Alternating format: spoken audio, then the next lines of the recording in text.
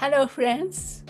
I'm thrilled to introduce today's guest, Dakini artist, Shona Wilson, an esteemed Australian visual artist and a dear friend of mine. Shona embarked on her artistic journey by earning Bachelor of Visual Arts with a sculpture major from Sydney College of Art, Sydney University in 1990. Since then, she has been dedicated to her craft, showcasing her talent through 20 solo exhibitions and participating in over 40 selected group shows. Additionally, Shona has undertaken 3 international residencies in the US and Spain, broadening her artistic horizons. One of Shona's most notable contributions is the one-a-day ephemeral art project. For the past decades, she has led collaborations with nature, ephemeral art workshops. Shona's artistic expression revolves around the use of natural found materials, crafting captivating assemblages and sculptures, both indoor and outdoors, for over 30 years.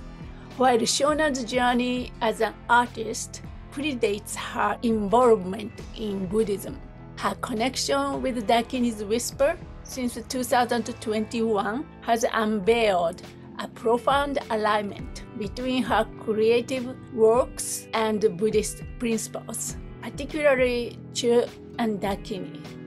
Working closely with natural materials, often overlooked or discarded, Shona employs minimal to no tools to breathe new life into these elements, creating intimate and intricate pieces. In Shona's world, nature's materials are repositories of wisdom and knowledge, serving as keys to unlock realms of memory, science, history, imagination, and spirituality.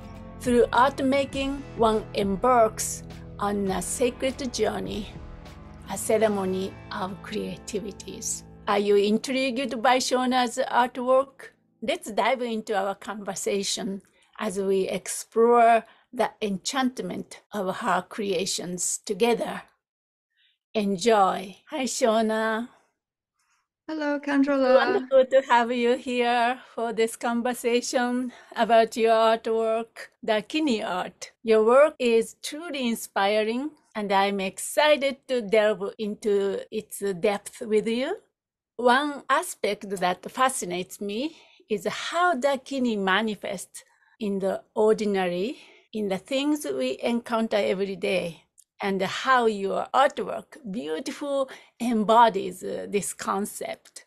Let's begin our exploration with a question sparked by my own curiosity. Could you share how your artistic journey began? Was there a specific person or moment that guided your initial steps along this path? Well, I think any artist would say probably that my whole life I was interested in art. At high school, I did art. After I left high school, I worked and traveled a lot. And then I returned to doing a degree in sculpture in Sydney at Sydney College of the Arts. And when I was there in my 3rd year, I took my summer holidays, which is winter, in Nepal. I went to Nepal and I went to Kathmandu on my own. So at the very beginning of my practice, Dakini started working with me, but I didn't know that it was called Dakini at that time. So when I was in Kathmandu, I was there by myself. I was about 23 years old and I was going on a trek, but the first few weeks I was in Kathmandu and I was very overwhelmed by everything I was seeing. It was so new and disturbing and exciting. And I was walking down a street one day, long row of bricks, repetition of bricks. And there was this tiny niche in the wall, like about that big.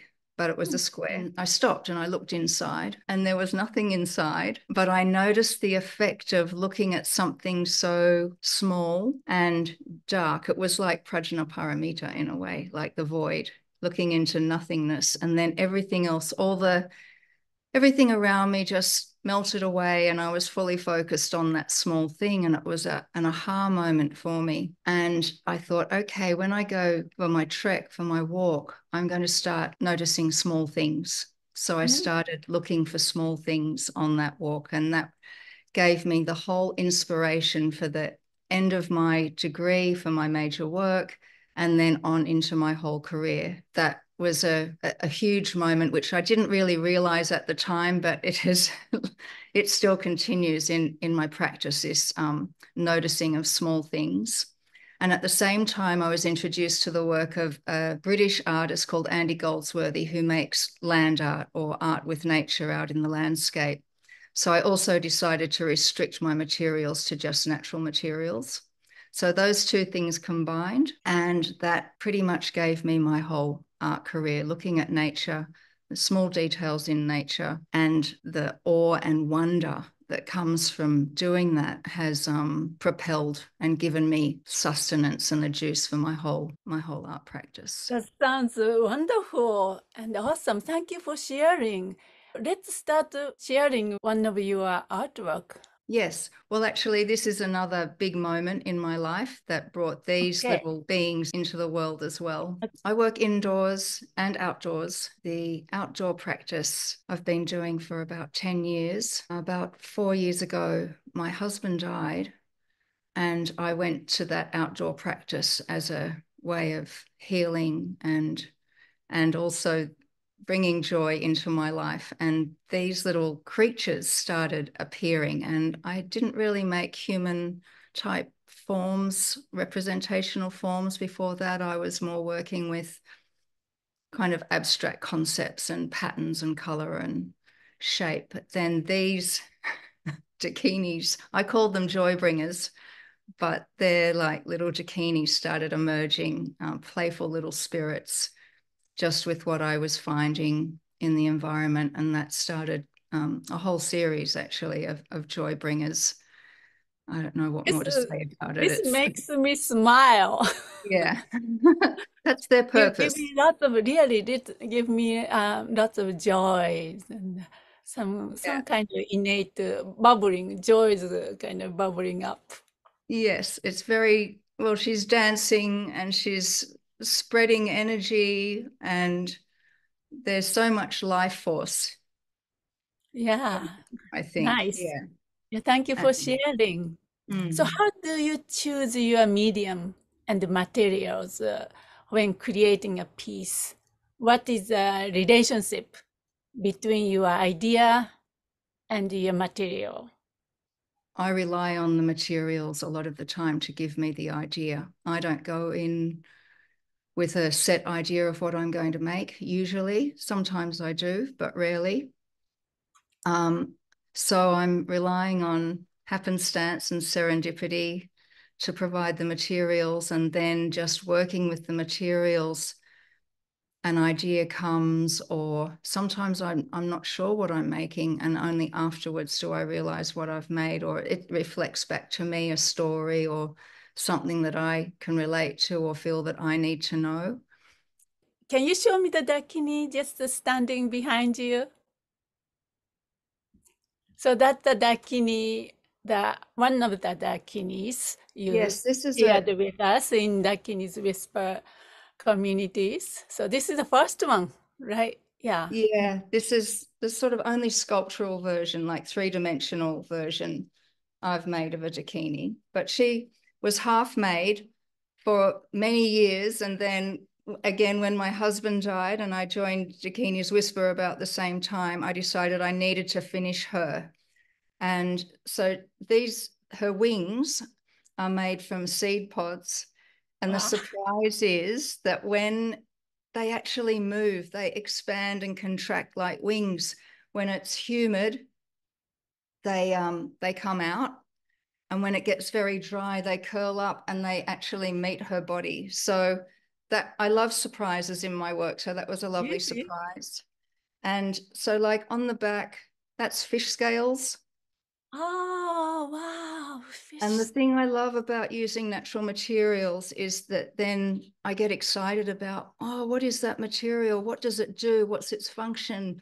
How does it exist in the whole system? So it involves, it kind of brings science in as well. And so fish scales are like the satellite navigation for the fish. It helps guide them around the whole Yeah. world. So she's got a wings of fish scales to help her Mm, guide her flying around the world.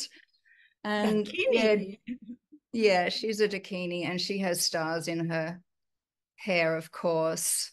And Mm, yeah, she just sort of came together, and I've used macrame on that also to mm. bind it all together. So yeah, I try and use very little tools. I just like to use my hands and no big machines and keep it very intimate and kind of close, yeah, sensory experience with my body. Wow, Yeah, I'm captivated by your approach. yeah. Your utilization of As you natural like. materials. Yes, Woo. dancing. Yeah, Yeah. representative of the five elements, Yes, omnipresent in our definitely. surroundings.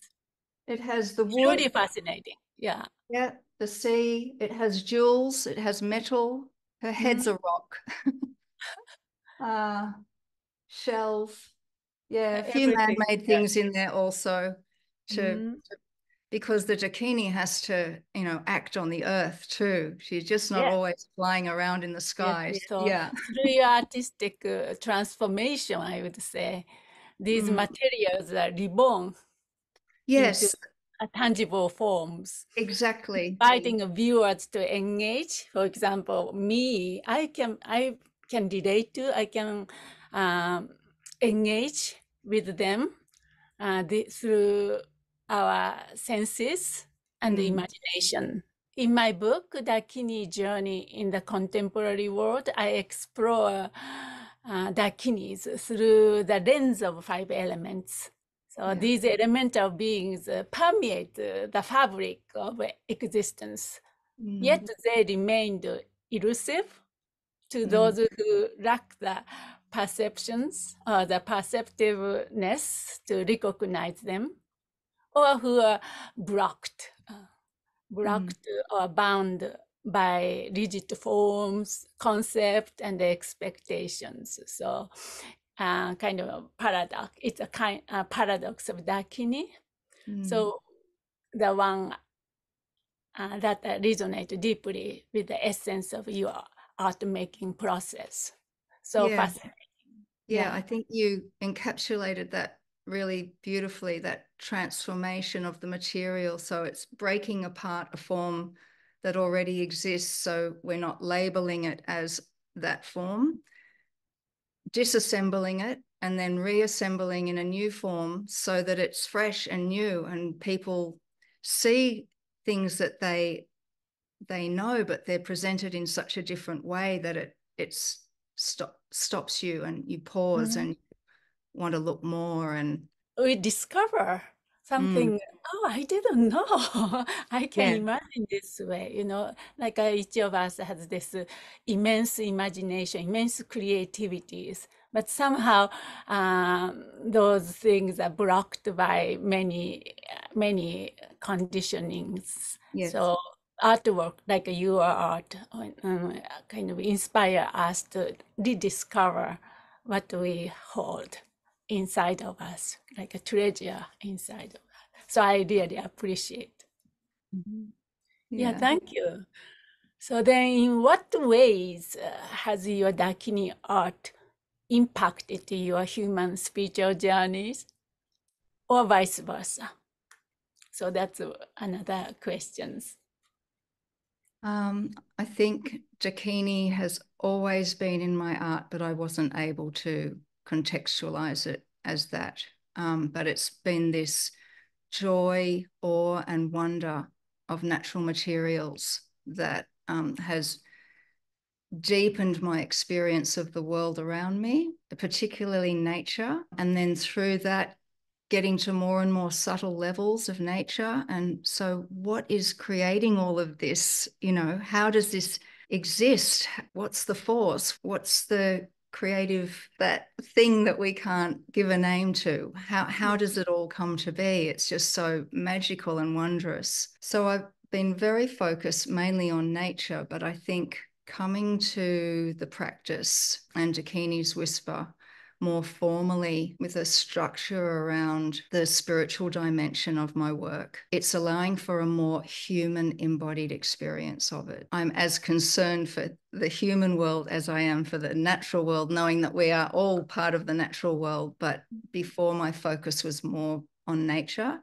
And now humanity has become not more important, but my focus has shifted a little bit. So the bodhicitta is coming through you and your teachings and being with the Sangha. So it's very much influenced my work in the last 3 years and the work I'm making now in the studio and outdoors. Now I can give some Buddhist flavor to that.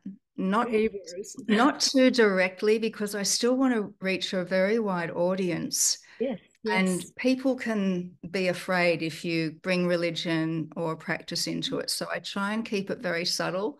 yes. Um, That is also the expression of bodhicitta, how we mm, can relate to the world. Yeah, very mm. important. And also, I love your phrase, human embodiment. Yes, so speaking about embodiment, I was given the opportunity last year on a residency. The criteria was completely non-commercial. We were asked to not have any idea of what we were going to do before the residency and to step outside our normal process. So I had on my mind, oh, maybe I'll do a performance work. The thing that I was most attracted to with this residency was we were going into the caves in northern Spain. So again, it was that dark void. It was Prajnaparamita. And so out of that cave, out of that void, out of nothing's, well, there was a lot of things in the caves, but it's kind of that metaphor. The work, that was the catalyst for the work. The work emerged from the darkness again. And what struck me in the caves was the rock, of course, the sparkling rock, the energy in the rock, and also the water that had created the caves. So I decided I wanted to embody those elements of rock and water. I wanted to be the water and I wanted to be the rock. Gradually, I was playing in a river. Then we got to work in a different place near a town, and there was a river there. So I found a place in the river, which was like a rock bed in the middle of the river. But the river was flowing all around me. Gradually, over a week, this performance came into being, and little bits of serendipity, like really funny things happened. Like I didn't want to just be in my swimming costume in the water. I needed a suit. And so we went to the Chinese $2 shop, and the only thing they had was a lion suit. So, and it fitted me perfectly, but it wasn't the color I imagined, but the color turned out to be perfect because it was the color of the rock. It was the red ochre. And then I found some red ochre by the river as well.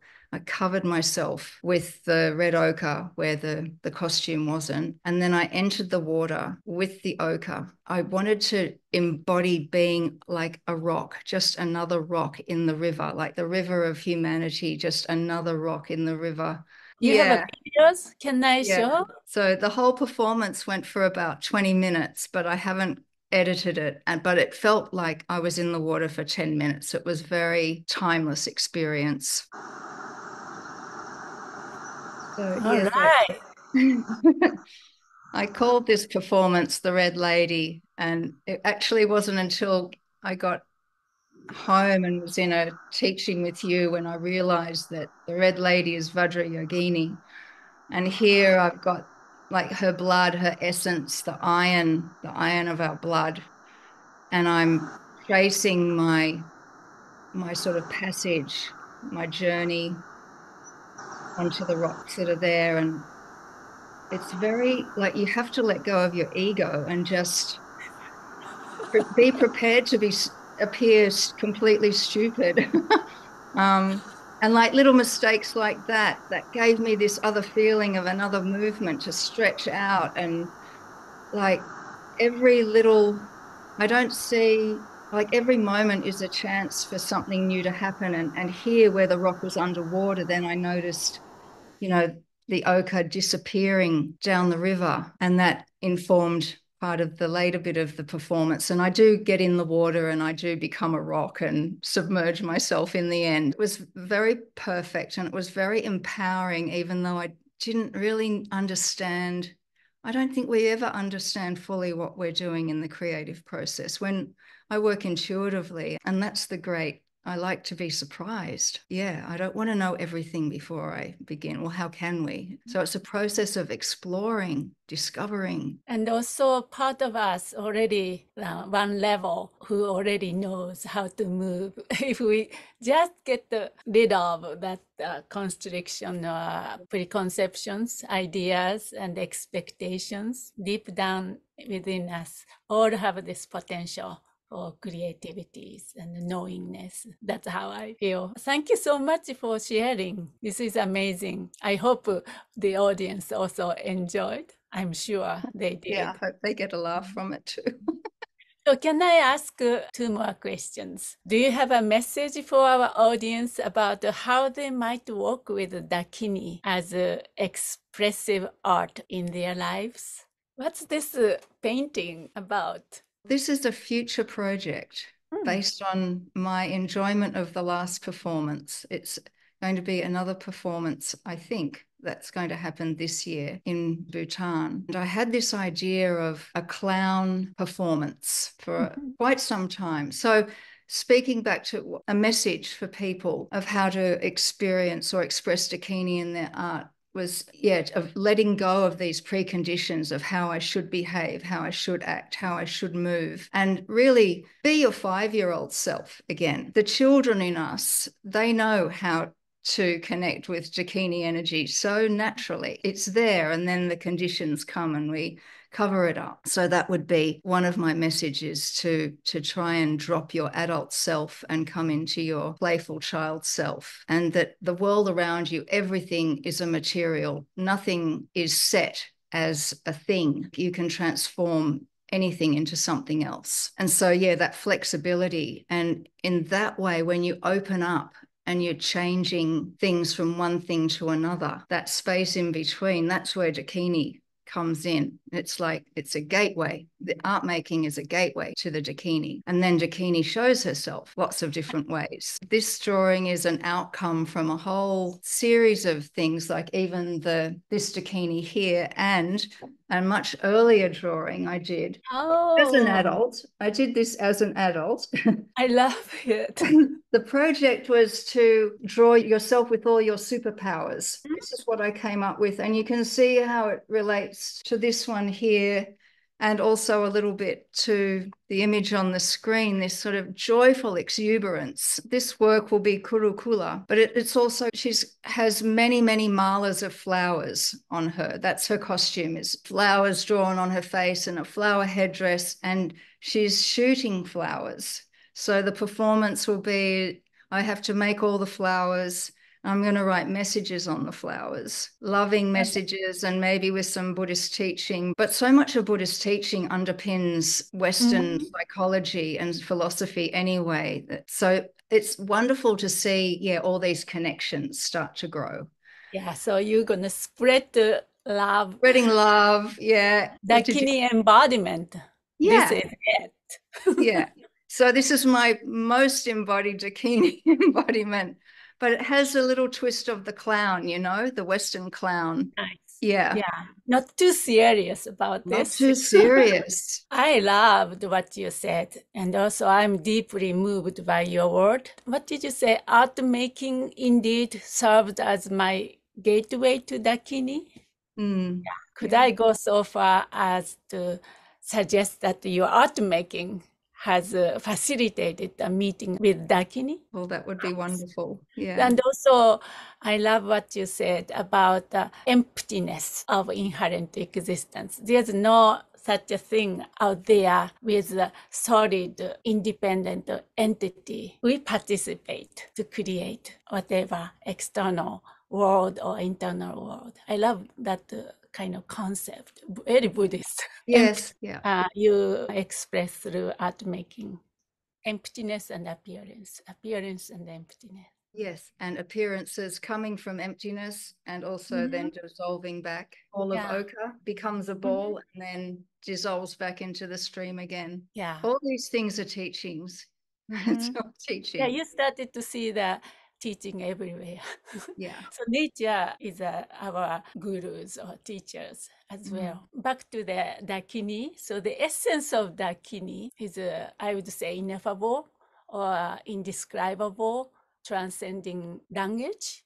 Yet the Dakini manifests in limitless expressions. These diverse manifestations captured in various art forms, such as the ones you showed us, serves as portals to the enigmatic realm of Dakinis. Thank you so much for sharing. What is your hope for the people who see your art to feel connect to it? If you have such a, not expectation, but just you have a very light-hearted hope, if there is any. I think with the use of natural materials, I'm really hoping to engage people to show them the beauty of nature so that we care for the natural world more. That's a big message in my work that underlies everything, that stop people in their tracks at how beautiful something is, even in the smallest thing. The smallest thing reflects the most the micro and the macro. If you can bring that feeling of awe and wonder to people's hearts, then that can change behavior. That's sort of what I hope for.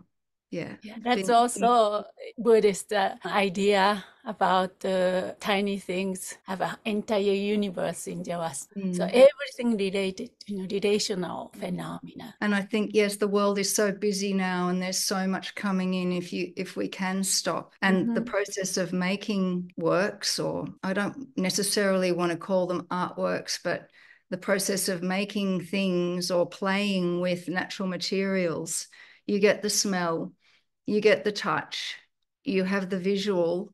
So you're having a sensory experience, which is subconscious. And it's also very therapeutic, and it can bring us into a kind of meditation state. So, Actually, mm-hmm. yeah, They are talking about art making. Shall we? Let's talk about our exciting upcoming workshop in March. Dakini is in your fingertips. Can you describe the gist of the concepts of this 2 Saturdays online workshop, yeah, Shona? sure.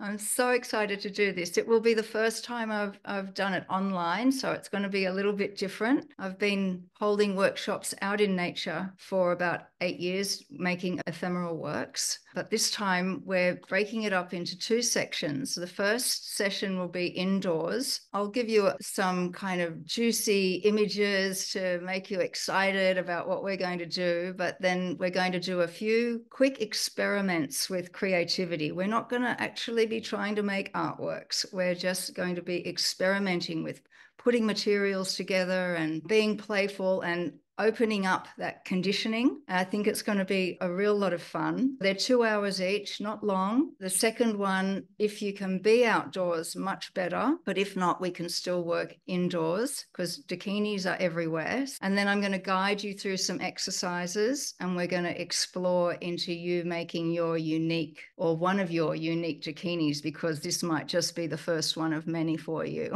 Yeah, Yeah. Does I'm that make fascinated by sense? the idea of Yeah. uncovering dakinis within Mm. arm's reach and delving into the process of birthing our personal dakini by Yeah. utilizing the raw materials within our grasp. This is a very quick one I did on the beach, and I just looked in a 2 meter radius. Sometimes you have to create a little boundary for yourself because there's so many things to choose from. How do I decide? Okay, got a I 2 meter love this radius. one. This is what I find. Put it together. Took me 10, 15 minutes. Quick. Like Dakinis come like lightning. So sometimes it can take a long time to birth the Dakini, but sometimes they come very quickly also. Yeah, I feel like I want to dance with her. Yeah. And I like that she's got really knock knees and she's got a funny way of dancing. I like her legs. Yeah. And She's the good. outfits too. All Mm. these funky outfits she has. Yes. Wow. You've got So let's some shoulder embark on pads. a journey to explore how we can tap into the essence of Dakini using the resources readily available to us. Yeah, I'm really looking forward to it. I think it's going to be, yeah, just a lot of fun and full of surprises for people that they can create things very easily. Yeah, thank you so much for this opportunity. I invite all of you to join us. So, Shona, is there anything else? I mean, of course, you have a limitless work you can share, but is there any work you would like to share at Ye- this point before we close this conversations? Yes, because just love the way things can come full circle. I recently was returned an old work, and I just looked at it this morning. I thought, oh gosh, that is just so much like the Dakinis that I'm making now, the Joybringers. This is a work from, I think, 97, nearly 30 years ago, and it's made with natural materials, all just found. I spend a lot of time looking at the ground. I have to remember to look at the sky. It's on pins like a museum specimen.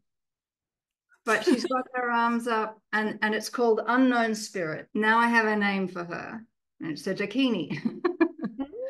Yeah. And one leg Dakini is like a pulver. Actually, that brings me to one more thing. Recently, someone commented on one of my Joybringer Dakinis that it was a tulpa. Are you familiar with tulpa? Yeah, trupa means manifestation, emanations. All these artwork you showed us is a trupa of Dakinis. In fact, emanation of our own mind. You can say the secret or the most profound level of Dakini is our own mind, like essence of Dakini. So these are emanation. Trupa. Is that what you were saying? Yes. And so I looked it up and I just love making these connections. It just makes everything feel so much more, it makes my heart grow.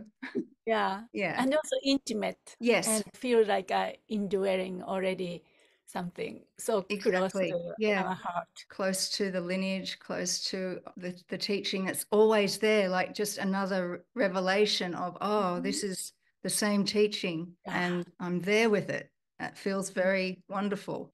Thank you, Shona. It's fascinating. Thank you immensely for gracing us with your presence in this enriching conversation and for generously sharing your remarkable artwork. So your creative approach to natural materials is truly inspiring.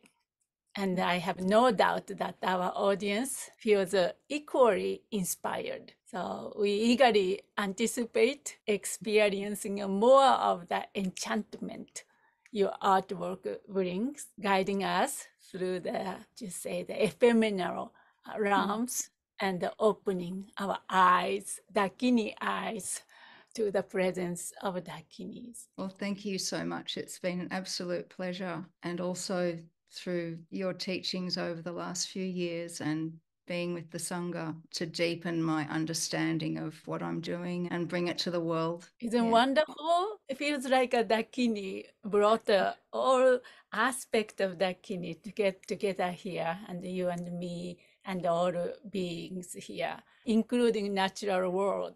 Everything can relate in a deeper, intimate level. To all our dear friends joining us, thank you for being a part of this journey. We trust you found it as enriching as well. We extend a warm invitation to join us for our upcoming workshop on March 9th and 16th, where we'll delve deeper into the magic of Dakini in its myriad forms. We look forward to exploring this transformative experience together. Thank you, Shona. Thank you. see you in the workshop. See you soon. Okay. Bye.